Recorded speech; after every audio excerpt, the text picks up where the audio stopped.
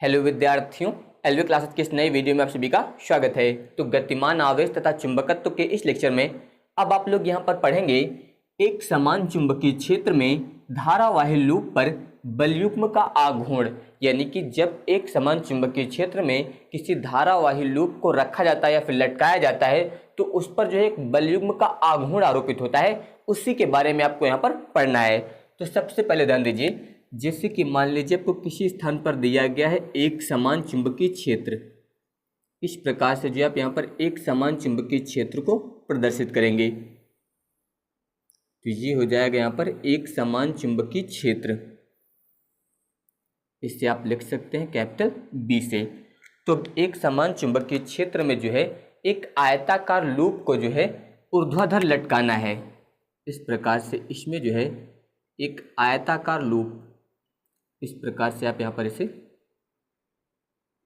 बना दीजिए।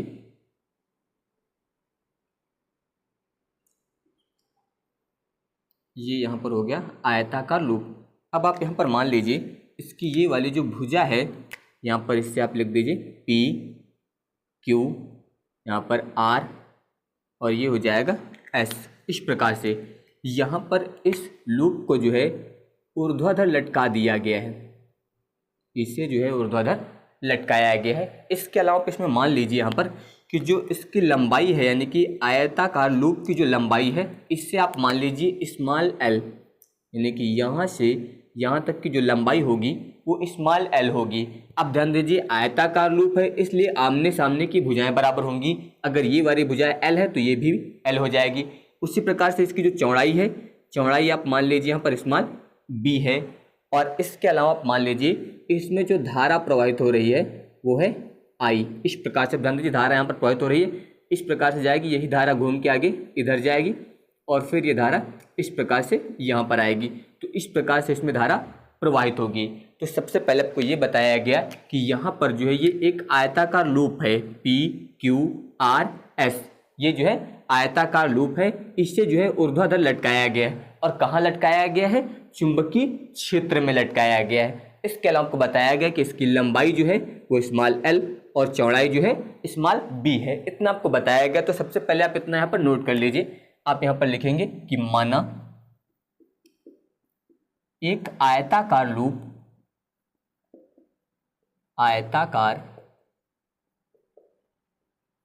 Loop P Q R S को एक समान चुंबकीय क्षेत्र, एक समान चुंबकीय क्षेत्र कैपिटल बी में लटकाया गया है,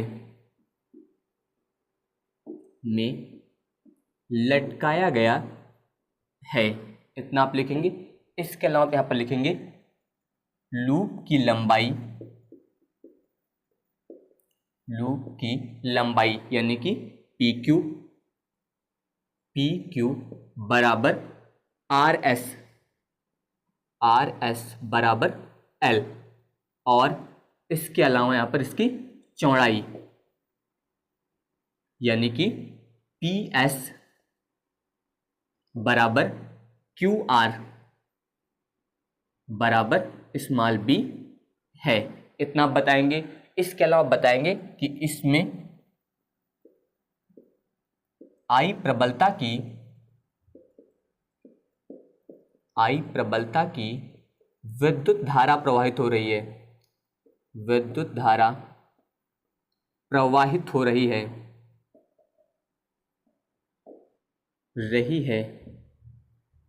तो इसमें जो है आई प्रबलता की विद्युत धारा प्रवाहित हो रही है। तो ये एक आयताकार लूप है और इसमें धारा प्रवाहित हो रही है, इसीलिए इसे बोला जाता है धारावाही लूप। तो अब ध्यान दीजिए इस धारावाही लूप को कहाँ रखा गया है, यानी कि कहाँ लटकाया गया है? एक समान चुंबकीय क्षेत्र में। और आपको पहले भी बताया गया जब भी किसी धारावाही चालक को एक समान चुंबकीय क्षेत्र में ले जाया जाता है तो उस पर जो है बल आरोपित होने लगता है। तो यहाँ पर जो है इस आयताकार लूप की चारों भुजाओं पर जो है यहाँ पर बल आरोपित होगा। तो अब ध्यान दीजिए यहाँ पर जब चारों भुजाओं पर बल आरोपित होगा तो जो बल आरोपित होगा उसकी दिशा जो है यहाँ पर दाएं हाथ की हथेली के नियम नंबर 2 के अनुसार होगी। ये आप लोग याद रखिएगा कि यहाँ पर इसकी चारों भुजाओं पर जो बल आरोपित होगा उसकी दिशा जो है वो दाएं हाथ की हथेली के नियम नंबर 2 के अनुसार होगी।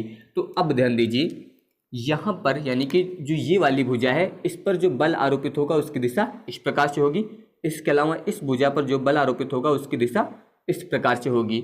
अब यहाँ पर ध्यान दीजिए इस बिंदु पर मान लीजिए इस भुजा में ये बिंदु लिया गया है, इस पर जो बल आरोपित होगा उसकी दिशा आप इस प्रकार से प्रदर्शित करते हैं और इसी प्रकार से यहाँ पर इस भुजा पर जो बल आरोपित होगा उसकी दिशा आप इस प्रकार से प्रदर्शित कर सकते हैं। अब ध्यान दीजिए यहाँ पर दिशा को किस प्रकार से प्रदर्शित किया जा रहा है, क्योंकि आपको बताया गया है कि यहाँ पर जो है दाएं हाथ की हथेली के नियम नंबर 2 के अनुसार दिशा है और आपको दाएं हाथ की हथेली का नियम नंबर 2 बताया गया है कि अंगूठा जो होता है वो धारा की दिशा में होना चाहिए और चारों उंगलियां जो है चुंबकीय क्षेत्र की दिशा में होनी चाहिए।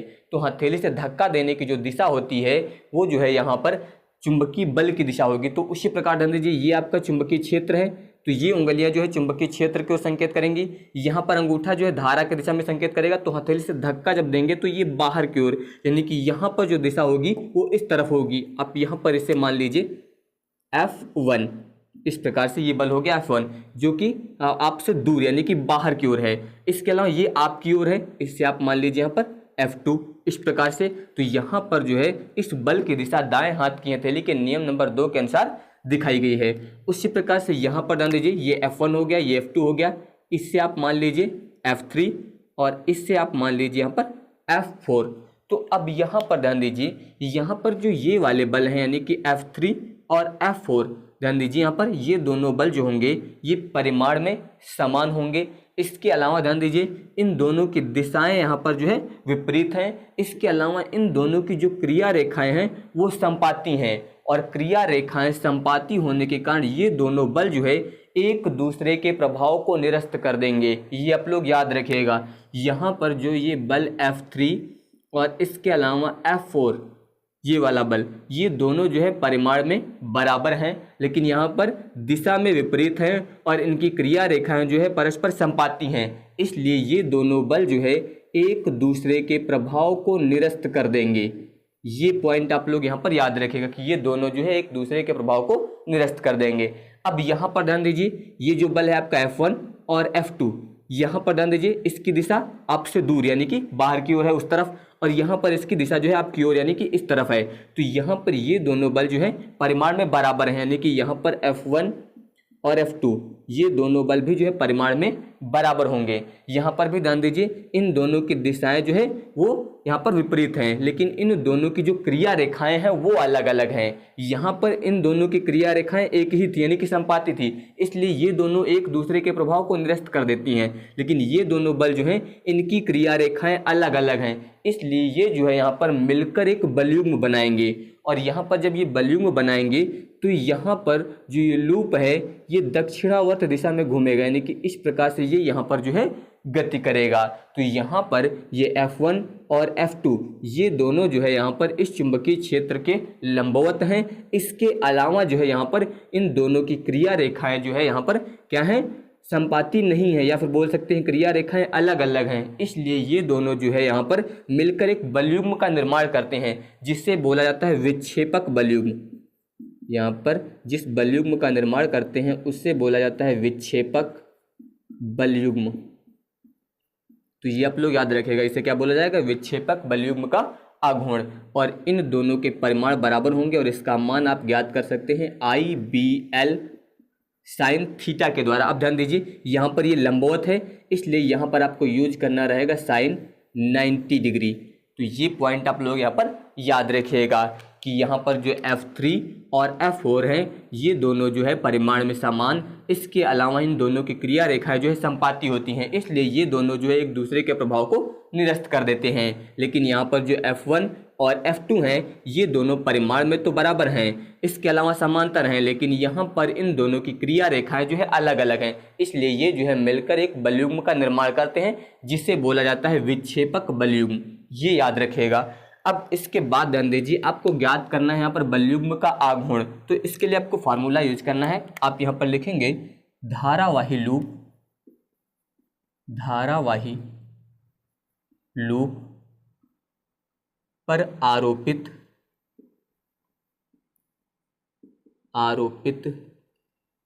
बलयुग्म का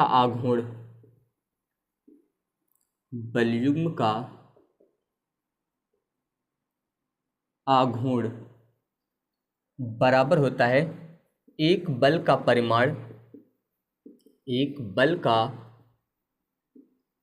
परिमाण गुणे दोनों बलों के बीच की लंबवत दूरी। दोनों बलों के बीच की लंबवत दूरी। तो ये फार्मूला आपको पता होना चाहिए। तो अब ध्यान दीजिए, यहाँ पर लिखा है धारावाही लूप पर आरोपित बलयुग्म का आघूर्ण। तो बलयुग्म के आघूर्ण को लिखा जाता है टाउ से। तो इससे आप इस प्रकार से लिखेंगे, ये हो जाएगा टाउ। इसके बाद बराबर यहाँ पर लिखा है एक बल का परिमाण। अब ध्यान दीजिए, यहाँ पर आपका एक बल है F1 और दूसरा है F2। इन दोनों में से किसी एक बल का परिमाण। तो यहाँ पर आप मान लीजिए F1 आपने ले लिया। इसके बाद गुणे, अब ध्यान दीजिए लिखा है दोनों बलों के बीच की लंबवत दूरी। अब यहाँ पर जो है आपको इन दोनों बलों के बीच की लंबवत दूरी यूज करनी है। तो इसके लिए ध्यान दीजिए, यहाँ पर एक फिगर अलग ध्यान दीजिए। जैसे कि ये बल है आपका F1, इस प्रकार से यहाँ पर ये आपको दिया गया है F1। इसके अलावा ध्यान दीजिए ये दूसरा बल है F2। तो इससे आप इस प्रकार से बना दीजिए, यहाँ पर ये बल हो जाएगा F2। इस प्रकार से ये हो गया। अब यहाँ पर ध्यान दीजिए, इसे कहाँ रखा गया था, यानी कि कहाँ लटकाया गया था, एक समान चुंबकीय क्षेत्र में। तो यहाँ पर जो है आप एक समान चुंबकीय क्षेत्र प्रदर्शित कर दीजिए इस प्रकार से। ये हो गया यहाँ पर एक समान चुंबकीय क्षेत्र। तो अब आपको चाहिए लंबवत दूरी। तो लंबवत दूरी के लिए ध्यान दीजिए, यहाँ पर इसको आगे बढ़ा दीजिए इस प्रकार और यहाँ से इसको मिला दीजिए। अब ध्यान दीजिए, इसको आप मान लीजिए यहाँ पर MNO। इस प्रकार से यहाँ पर इसे लिख दीजिए MNO। तो ये यहाँ पर 90 डिग्री, यानी कि यहाँ से यहाँ तक की ये लंबवत दूरी हो जाएगी। ये पहला बल, ये दूसरा बल, इन दोनों के बीच की लंबवत दूरी ये हो जाएगी, यानी कि यहाँ पर NO, या फिर इससे आप ऐसा लिख सकते हैं ON। इस प्रकार से ये जो है यहाँ पर लंबवत दूरी हो जाएगी। अब इसके बाद ध्यान दीजिए, यहाँ पर जो MO है इस पर एक अभिलंब खींच दीजिए इस प्रकार से। इससे आप बोलेंगे लूप का अक्ष इस प्रकार से। तो यहाँ पर जो ये अभिलंब खींचेंगे, ये जो है यहाँ पर जो चुंबकीय क्षेत्र है इससे थीटा कोण बनाएगा। ये आप लोग याद रखिएगा कि ये जो है चुंबकीय क्षेत्र से थीटा कोण बनाएगा। तो ये कोण थीटा है, तो यहाँ पर ये वाला कोण भी क्या होगा, थीटा हो जाएगा। इस प्रकार से ये कोण हो गया आपका थीटा। तो अब ध्यान दीजिए, ये कोण आपको पता है थीटा, ये यहाँ पर 90 डिग्री है। तो अगर आप यहाँ पर ध्यान दीजिए, ये जो त्रिभुज बन रहा है यहाँ पर आप लिख सकते हैं समकोण त्रिभुज ONM, या फिर ऐसा लिख सकते हैं MNO में। अब ध्यान दीजिए, अगर यहाँ से आप साइन थीटा ज्ञात करें तो साइन थीटा बराबर होता है लंब बट्टे कर्ण। तो अब ध्यान दीजिए, यहाँ पर ये थीटा है, इसके सामने की भुजा लंब होगी, यानी कि ये वाली भुजा लंब होगी। तो यहाँ पर आप लिखेंगे ON, ये हो जाएगा आपका लंब बट्टे। अब ध्यान दीजिए, यहाँ पर लंब बट्टे कर्ण, ये वाली भुजा आपकी कर्ण होगी, यानी कि MO, या फिर आप इसे ऐसा लिख सकते हैं OM। अब यहाँ पर भी ध्यान दीजिए, यहाँ पर आपको बताया गया था कि इसकी चौड़ाई क्या है, B है। तो यहाँ पर इन दोनों बलों के बीच की जो ये वाली दूरी होगी, ये क्या होगी, B होगी। इसका मतलब यहाँ पर ये वाली जो भुजा है इसका मान कितना हो जाएगा, B, यानी कि OM का मान यहाँ पर आप B यूज करेंगे। इसे आप ऐसा लिख सकते हैं साइन थीटा बराबर ON बट्टे में यहाँ पर आ जाएगा B। अगर आप यहाँ से ON ज्ञात करेंगे तो B का इधर गुणा हो जाएगा और ये हो जाएगा B साइन थीटा। इस प्रकार से इतना हुआ। तो अब ध्यान दीजिए, यहाँ पर हो जाएगा टाउ बराबर, यहाँ पर ध्यान दीजिए इस बल का आपको मान रखना। आपको बताया गया था कि दोनों बलों के परिमाण बराबर होंगे और इसका मान ये होगा। तो यहाँ पर आप लिखेंगे IBL साइन 90 डिग्री, क्योंकि यहाँ पर ये बल जो है ये लंबवत है। इसके अलावा आप लोग याद रखिएगा कि ये बिंदु यानी कि इस बिंदु पर जो चुंबकीय क्षेत्र होगा वो कागज के तल के लंबवत ऊर्ध्वाधर होगा, और इस बिंदु पर जो चुंबकीय क्षेत्र होगा वो कागज के तल के लंबवत ऊर्ध्वाधर नीचे की ओर होगा। यहाँ पर जो है ऊपर की ओर होगा और यहाँ पर नीचे की ओर। इस बिंदु पर भी आप यहाँ पर प्रदर्शित कर सकते हैं, यानी कि यहाँ पर जो है चुंबकीय क्षेत्र जो है कागज के तल के लंबवत ऊर्ध्वाधर ऊपर की ओर है, और इस बिंदु पर जो है चुंबकीय क्षेत्र कागज के तल के लंबवत ऊर्ध्वाधर नीचे की ओर है। तो यहाँ पर ये लंबवत था इसलिए 90 डिग्री हो जाएगा, गुणे ON, इसका मान आपने ज्ञात किया है B साइन थीटा, इतना हो गया। तो टाउ बराबर IB, इसके अलावा ध्यान दीजिए यहाँ पर है L और इनटू में हो जाएगा B, इतना हो गया। साइन 90 का मान 1 और गुणे में हो जाएगा साइन थीटा, इतना हो गया। अब इसके बाद ध्यान दीजिए यहाँ पर आपको ये दिया गया है L इंटू B, यानी कि लंबाई गुणे चौड़ाई बराबर क्या होता है क्षेत्रफल, तो इसे आप ऐसा लिख सकते हैं। तो अब ये हो जाएगा फिर टाउ बराबर IB, इसकी जगह पर आप क्या लिखेंगे A, इतना हो जाएगा। इसके बाद हो जाएगा साइन थीटा, इस प्रकार से IBA साइन थीटा। अब ध्यान दीजिए इसे आप दूसरे प्रकार से लिख सकते हैं कि टाउ बराबर IAB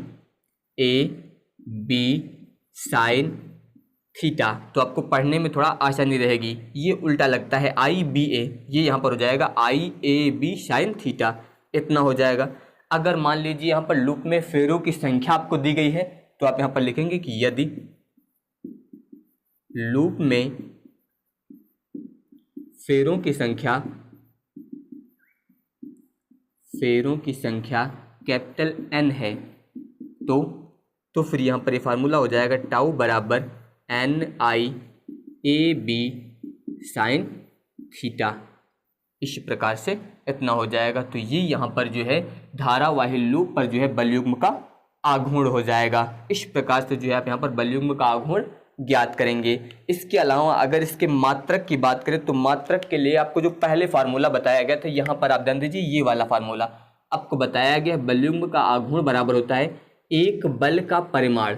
तो बल का मात्रक क्या होता है, न्यूटन होता है, तो आप लिखिए यहाँ पर न्यूटन, फिर गुणे लगाइए, क्या लिखा है दोनों बलों के बीच की लंबवत दूरी का मात्रक क्या होता है मीटर। तो इसका मतलब बलयुग्म के आघूर्ण का मात्रक क्या हो जाएगा न्यूटन मीटर, यानी कि आप इसे ऐसा लिख सकते हैं न्यूटन मीटर, इस प्रकार से।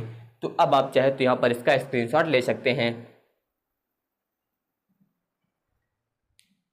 अब इसके बाद ध्यान दीजिए यहाँ पर एक एग्जाम्पल, तो यहाँ पर क्वेश्चन लिया गया है इसमें कि एक चल कुंडली धारा मापी में 100 फेरे हैं तथा प्रत्येक फेरे का क्षेत्रफल जो है 2 सेंटीमीटर स्क्वायर है।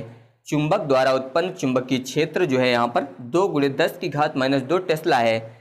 जब इसमें 10 मिली एम्पेयर की धारा प्रवाहित होती है तो कुंडली में 30 अंश का विक्षेप उत्पन्न होता है। लटके तार का ऐंठन बलयुग्म ज्ञात कीजिए। तो सबसे पहले ध्यान दीजिए यहाँ पर लिखा है फेरों की संख्या 100 है, तो फेरों की संख्या को आपको लिखना है n से, इसका मान आपको दिया गया है 100। इसके बाद लिखा है फेरे का क्षेत्रफल यानी कि A, यहाँ पर ध्यान दीजिए यहाँ पर दिया गया है 2 सेंटीमीटर स्क्वायर। फिर लिखा है चुंबक द्वारा उत्पन्न चुंबकीय क्षेत्र यानी कि B, इसका मान आपको दिया गया है 2 ×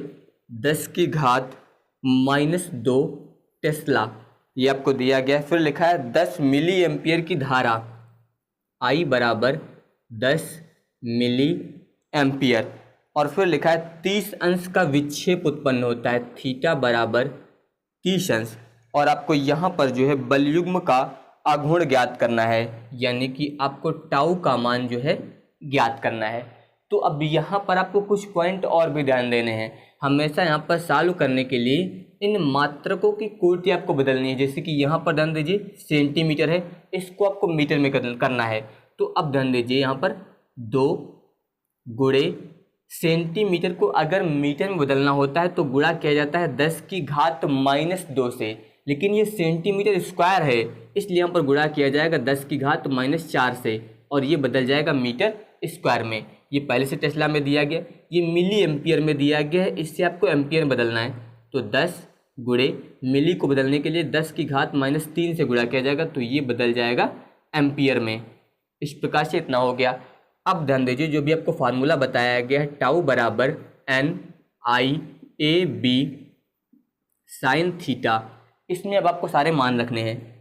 तो n का मान 100 इतना हो जाएगा, गुणे i का मान 10 गुणे 10 की घात -3 इतना हो गया, गुणे यहाँ पर क्षेत्रफल 2 गुणे 10 की घात -4 इतना हो गया। इसके बाद यहाँ पर ध्यान दीजिए, चुंबकीय क्षेत्र B का मान आपको रखना है 2 गुणे 10 की घात -2। इसके बाद साइन थीटा का मान आपको रखना है 30 अंश। तो ये इतना हो गया। अब इसके बाद ध्यान दीजिए, यहाँ पर 100 गुणे 10, जब आप इसका गुणा करेंगे तो ये आएगा 1000, और 1000 को आप लिख सकते हैं 10 की घात 3। इस प्रकार से इतना हुआ, गुणे 10 की घात ध्यान दीजिए -3 और -4 फिर -2, ये सभी जुड़ जाएंगे। तो यहाँ पर 4 3 7 2 9, यानी कि ये हो जाएगा 10 की घात -9 इतना हो गया। यहाँ पर ध्यान दीजिए 2 दूनी 4 गुणे साइन 30 का मान होता है 1/2 इतना हो गया। 2 से आप इसको कैंसिल कर दीजिए, तो यहाँ पर ये आएगा 2 गुणे 10 की घात, ध्यान दीजिए यहाँ पर 9 से ये वाला 3 निकल जाएगा, तो यहाँ पर आ जाएगा 10 की घात -6। यहाँ पर आप बलयुग्म का आघूर्ण ज्ञात कर रहे थे, इसका मात्रक आपको बताया गया है न्यूटन मीटर। इस प्रकार से आप यहाँ पर इसे चालू करेंगे। तो अब आप चाहे तो यहाँ पर इसका भी स्क्रीनशॉट ले सकते हैं। अब इसके बाद ध्यान दीजिए अगला एग्जाम्पल, इसमें कुछ परिवर्तन है। जैसे कि यहाँ पर ध्यान दीजिए क्वेश्चन दिया गया कि एक वर्गाकार कुंडली, अब की बार यहाँ पर कुंडली जो दी गई है आपको वर्गाकार दी गई है, जिसकी प्रत्येक भुजा 10 सेंटीमीटर है, में 20 फेरे हैं और उसमें 12 एम्पियर विद्युत धारा प्रवाहित हो रही है। कुंडली ऊर्ध्वाधरता लटकी हुई है और इसके तल पर खींचा गया अभिलंब जो है 0.80 टेस्ला के एक समान चुंबकीय क्षेत्र की दिशा से 30 अंश का कोण बनाता है। कुंडली पर लगने वाले बलयुग्म का परिमाण क्या है? तो यहाँ पर आपको बलयुग्म के आघूर्ण का परिमाण बताना है। तो सबसे पहले ध्यान दीजिए, यहाँ पर वर्गाकार कुंडली की भुजा दी गई है, यहाँ पर आपको दी गई है भुजा और इसका मान आपको दिया गया है 10 सेंटीमीटर। इस प्रकार से इसके अलावा फेरों की संख्या दी गई है n बराबर 20। फिर यहाँ पर धारा दी गई है आपको 12 एम्पियर इतना हो जाएगा। इसके अलावा आपको चुंबकीय क्षेत्र दिया गया है B, इसका मान दिया गया है यहाँ पर 0.80। इस प्रकार से इतना हुआ। इसके बाद ध्यान दीजिए यहाँ पर आपको थीटा का मान दिया गया है 30 डिग्री और यहाँ पर आपको बलयुग्म का आघूर्ण यानी कि टाउ का मान जो है ज्ञात करना है। तो अब ध्यान दीजिए जो फार्मूला आपको बताया गया वो ये बताया गया टाउ बराबर NIAB साइन थीटा। अब आप पहले ध्यान दीजिए इसमें कौन सी चीज़ नहीं है जो इस फार्मूले में है। ध्यान दीजिए N आपको दिया गया है, I आपको दिया गया है, A आपको इसमें नहीं मिलेगा, B आपको दिया गया है। तो आपको पहले A ज्ञात करना है यानी कि क्षेत्रफल। तो यहाँ पर बात हुई थी वर्ग की यानी कि वर्गाकार कुंडली थी, तो वर्ग का क्षेत्रफल जब ज्ञात करेंगे तो इसका क्षेत्रफल होता है भुजा स्क्वायर। तो यहाँ पर है 10, तो इसलिए यहाँ पर हो जाएगा 10 का स्क्वायर। सेंटीमीटर है तो इसका मतलब ये आएगा यहाँ पर 100 सेंटीमीटर स्क्वायर।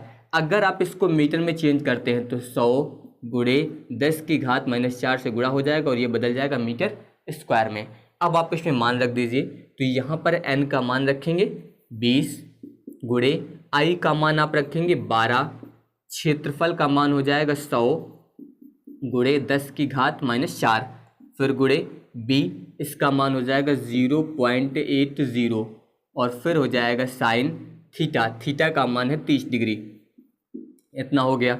इसके बाद ध्यान दीजिए यहाँ पर दिया गया है 20, इससे आप लिख दीजिए 20 गुणे इस 12 का आप इसमें गुणा कर दीजिए। तो ध्यान दीजिए यहाँ पर 0 दिया गया है, 0 लिख दीजिए। इसके बाद 12 × 96 इतना हो गया। यहाँ पर 2 अंक पर दशमलव लगा है, 2 अंक पे दशमलव लगा दीजिए इस प्रकार से गुणे। अब यहाँ पर ध्यान दीजिए आपको दिया गया है 100 का मतलब होता है 10 की घात 2। तो यहाँ पर 10 की घात -4 से ये वाले 10 की घात 2 निकाल दीजिए, तो यहाँ पर बचेगा 10 की घात -2 गुणे साइन 30 का मान रखिए 1/2 इतना आ जाएगा। 2 से आप इसको कैंसिल करिए तो यहाँ पर आ जाएगा 10। अब ध्यान दीजिए यहाँ पर आएगा 9.6 × 10 की पावर, ध्यान दीजिए यहाँ पर 10 है और यहाँ पर 10 की घात -2 है, तो -2 से ये वाला एक निकल जाएगा, तो यहाँ पर कितना बचेगा -1, यानी कि अब ध्यान दीजिए इस -1 को हटाने के लिए जो है यहाँ पर ये दशमलव जो दिया गया है इससे आप जो है एक अंक बाईं तरफ ले आइए, तो फिर ये हो जाएगा यहाँ पर 0.96 गुणे 10 की घात -1 था। जब आप इसको एक अंक इस तरफ लाएंगे तो यहाँ पर घात प्लस में 1 बढ़ जाएगी, इसका मतलब ये आ जाएगा 0.96। इस प्रकार से आप यहाँ पर बलयुग्म का आघूर्ण ज्ञात करें तो इसलिए न्यूटन मीटर, ये यहाँ पर इसका आंसर हो जाएगा। तो इसमें क्या परिवर्तन था, इसमें यहाँ पर आपको क्षेत्रफल नहीं दिया गया था, बल्कि यहाँ पर जो आयताकार लूप या कुंडली दी गई थी उसकी भुजा दी गई थी, तो पहले आपको क्षेत्रफल ज्ञात करना पड़ा।